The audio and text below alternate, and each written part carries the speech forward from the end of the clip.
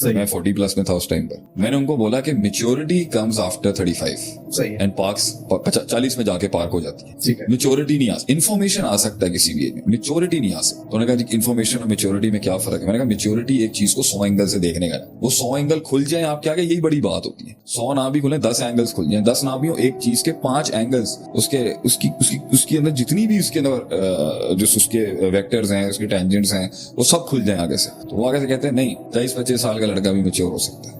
वो मेच्योरिटी जो एक 35 से 40 साल के आदमी की है या 40 प्लस के आदमी की है, वो 25 से वाले को भी हो सकती है। मैं उनको समझाने की कोशिश की थी कि पुत्र है, मुमकिन ही नहीं है। वो एंगल खुलेगा ही तब जब आप एक्सपीरियंस से गुजरेंगे, और एक्सपीरियंस तब होगा जब आप फैसले करेंगे।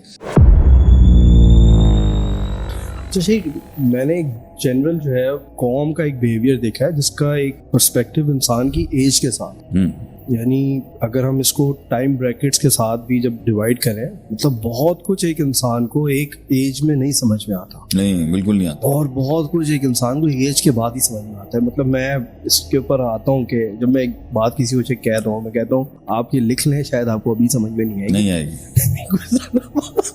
नहीं, ये हाँ, बड़ी अच्छी बात है, ये इसको लिखवाएं आज की डेट, आज लिख लें, शायद आपको। मेरी एक दफा एक ना बहस हो गई फैमिली के कुछ मेंबर्स के अंदर, तो वो 23-25 साल के एज ग्रुप के लड़के थे। मैं 40 प्लस में था उस टाइम पर। मैंने उनको बोला कि maturity comes after 35 and parks 40 में जाके पार्क हो जाती है। ठीक है, मेच्योरिटी नहीं आ सकती, इन्फॉर्मेशन आ सकता है किसी भी एज में, मेच्योरिटी नहीं आ सकती। तो उन्होंने कहा इन्फॉर्मेशन और मेच्योरिटी में क्या फर्क है? मैंने कहा मेच्योरिटी एक चीज को 100 एंगल से देखने का, वो 100 एंगल खुल जाए आपके आगे, यही बड़ी बात होती है। 100 ना भी खुले, 10 एंगल्स खुल जाए, 10 ना भी हो, एक चीज के 5 एंगल्स, उसके अंदर जितनी भी उसके अंदर जो उसके वेक्टर्स हैं, उसके टेंजेंट्स हैं, वो सब खुल जाए आगे से। तो वो आगे से कहते हैं नहीं, 23-25 साल का लड़का भी मैच्योर हो सकता है।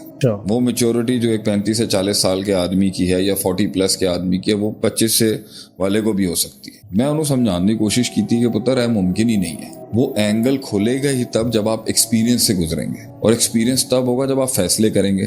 तो फैसलों की जो अमाउंट है, जो क्वांटिटी है, वो 25 वाले की बहुत कम है बनिस्बत उसके जो बहुत रोड स्मार्ट हो। अब आप देखें, जो जितने भी लड़के रोड्स के ऊपर जो बच्चे घूम रहे होते हैं, these hawkers and all these boys, they very even beggars as well. इनकी डिसीजन मेकिंग बहुत क्विक है, तो इनके फेलियर्स भी बहुत क्विक हो रहे होते हैं। टेलर मेड देते हैं हाँ, वहां पे उसको रॉ फॉर्मेट में मिलती है, इसलिए वो जल्दी उठा लेता है। आप अपने सुकून से अपना मैट्रिक कर रहे हैं, ओ लेवल्स बहुत सुकून से चल रही है जिंदगी, और सुकून से एक्सपेरिमेंटेशन से। इट्स नॉट पॉसिबल इतनी कन्वीनियंस के अंदर आपको टन्स एंड लोड्स ऑफ ज्ञान, आपको शऊर आने लग जाए कि आपकी एप्लीकेशन ही कम है, आपका एक्सपीरियंस ही कम है। वो युवा को साल के बाद उसने कोई शादी की है, तो उसको लग पता गया है कि वो फंस गया।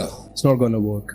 He made a wrong decision in deciding his marriage and he suffered.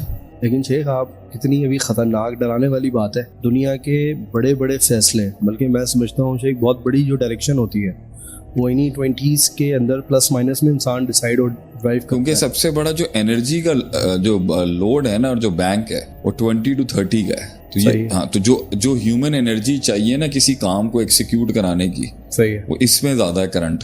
ठीक है, तो इसलिए ये एज यूटिलाइज होती है 17 से 18, 28, 30 तक की जो है। सो ऑब्वियसली जितना भी इस टाइम पे जो हाइपर सेल्स मार्केट है या हाइपर कंजम्पशन है, वो इसी एज ग्रुप की है। क्योंकि आगे तो वो सोचना शुरू करेगा ना, अभी वो कर रहा है खाली, अभी तो वो कर जाएगा, उसमें सोचना कम है ना। अगर प्रोज एंड कॉन्स 18 से 30 साल की एज में होते, तो जिस दिन ये देख लेना, अब आपकी जेनजी जो आगे आ रही है, जो भी हमें नहीं पता ना कितनी स्मार्ट है। स्मार्ट तो बहुत है, स्मार्ट बहुत है, क्विक भी बहुत है, डेप्थ भी बहुत है, एंगल्स भी बहुत है। तो इसी तरह इनको फूल करना भी बहुत मुश्किल होगा।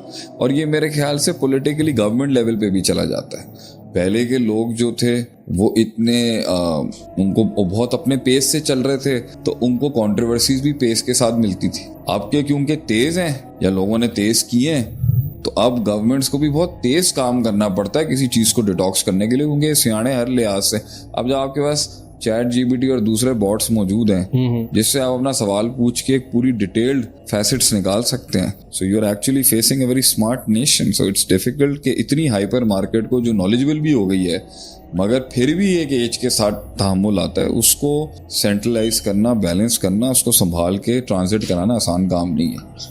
शेख, इसके अंदर जो है एक और सवाल जो पॉपअप होता है, and I think it's quite interesting, कि इंसान अपने सबऑर्डिनेट्स को, हर लीडरशिप का ये एक होता है कि यार मैं दबा के रखो, नहीं, नीचे वालों को अच्छा ट्रेन कर लूँ और ये वो गलतियां ना करें जो हमने की है, और इस तरह के कई मामला, और ये पेरेंटिंग में भी कहीं ना कहीं बल्कि बहुत हद तक आता है। अब इसमें से एक दो ऑप्शन होते हैं इंसान के पास। एक तो ये कि वो लगाम खींच के रखे हर चीज पे और बहुत स्ट्रिक्टनेस के साथ कि वो ट्रांसफॉर्मेशन जल्दी हो जाए और वो जल्दी सीख जाए, समझ जाए। दूसरा ये कि लगाम ढीला करके रखे, हाँ भाई इधर उधर के डिवाइन स्लैब्स खा खा के कहीं मैं करके।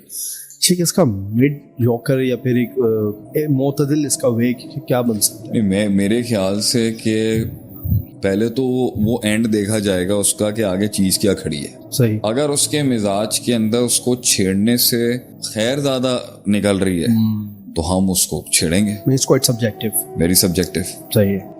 सो इसी तरीके से एक आदमी के अंदर अगर मुझे लगता है कि भाई इसको अगर मैंने इस स्पेसिफिक एज के अंदर मैंने इसको टच किया तो इसकी दूसरी फोर्सेस इसको बहुत डिफरेंट डायरेक्शन पे लेके चली जाएंगी जो मैं नहीं हैंडल कर सकता। सही है। तो लीडरशिप उसकी फोर्सेस को कैलकुलेट करते हुए अपनी ग्रेटर इनसाइट के साथ उसको छोड़ देता है। सही है कि अभी बात नहीं हो सकती। सही। अभी बैल जो है ना उस महल में नहीं है कि मैं इससे कम्युनिकेट कर सकूं।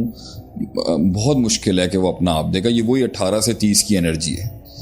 और इसमें कुछ लोग होते हैं जिसके अंदर लीडर फियर फील कर लेता है। अच्छा, उससे भी लीडर को टेंशन होती है कि यार ये निडर आदमी है। If you have a Daler student is very brave, तो वो अपने आप को भी सेल्फ डिस्ट्रक्ट कर सकता है अपनी रियलिटी को प्रूव करने के लिए। तो उसकी रियलिटी तो उसके लिए अभी इस टाइम पर एब्सोल्यूट है ना। सही है। मैं उसकी एब्सोल्यूट रियलिटी को अगर छेड़ने जाऊंगा तो उसमें इतना पोटेंशियल है कि वो अपनी रियलिटी की वजह से खुद को आग लगा सकता है। मुझे भी लगा सकता है, वो खुद को भी लगा सकता है। सही है। तो आई हैव टू कैलकुलेट कि मैं इसको छेड़म छाड़ी इसके साथ करूंगा या नहीं करूंगा, whether I will go hard on him और नॉट।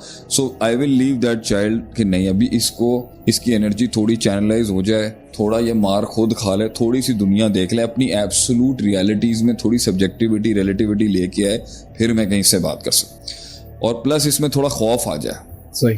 थोड़ा सा ये मार खा ले कहीं पे, इसमें डर पैदा हो जाए, तो इन जालों को हैंडल करना बहुत मुश्किल होता है बनिस्बत उसके कि जो आपका मैथमेटिकल चाइल्ड होगा ना। सही। जो कैलकुलेशन से है बहुत सियाना, बहुत समझदार है, कैलकुलेशन बहुत परफेक्ट करता है, हर चीज निकाल लेता है प्रोबेबिलिटीज के अंदर से। सही। और आपको पता है कि उसने इससे आगे उसका फियर फैक्टर है, वो नई डिस्ट्रक्शन में जाएगा और वो कमांड एंड कंट्रोल में आ जाएगा। फिर इसको ट्रेन करने जाएगा वो आदमी कि इसको मैं ट्रेन कर सकता हूँ, ये मेरी डांट खा लेगा, अभी खा लेगा, क्योंकि इसने ऑलरेडी कैलकुलेट किया हुआ है और इसकी अपनी रियलिटी अभी इतना बड़ा पहाड़ नहीं है इसके ऊपर कि ये जान दे सके उसके लिए। Get the point? You have to calculate कि ये किस हद तक अपनी रियलिटी को मानता है और अपनी रियलिटी चेंज करने के लिए टेबल पे कितना ला सकता है। तो जो है जिनकी रियलिटीज जो है मैथमेटिकल नहीं होती, इन्हीं को तो अपनी जमात के अंदर इस्तेमाल किया जाता है जान देने के लिए। सही है। वो थोड़ी जान देगा, वो देगा मगर बहुत सोचेगा समझेगा बहुत। आपको एब्रप्ट डिसीजंस यहाँ से मिल जाएंगे जिनके अंदर अपनी रियलिटीज की कोई क्वांटिफाइड डाउट नहीं होता, शक नहीं होता उसके पास कोई। वो मार देगा, वहां से छलांग मार देगा आगे से। वो सोचेगा, कैलकुलेट करेगा, छलांग मारेगा, लेकिन पूरा टेबल ड्रॉ करके करेगा और उसके बाद भी प्रोज एंड कॉन्स देखेगा। सो आई थिंक दैट इज वो जिसको हम समझा सकते हैं वो स्टूडेंट अच्छा है, और जिसको हम नहीं समझा सकते वो पिलर अच्छा है। जिसको समझा सकते हैं वो स्टूडेंट अच्छा है, और जिसको नहीं समझा सकते वो पिलर अच्छा है। जिसको समझा नहीं सकते उससे बुनियाद रखी जाती है, और जिसको समझा सकते हैं उससे उसके ऊपर इमारत रखी जाती है। इमारत रखी जाएगी इसके ऊपर। वो बुनियाद नहीं रख सकता। बुनियाद को रीजन नहीं चाहिए होता वकी।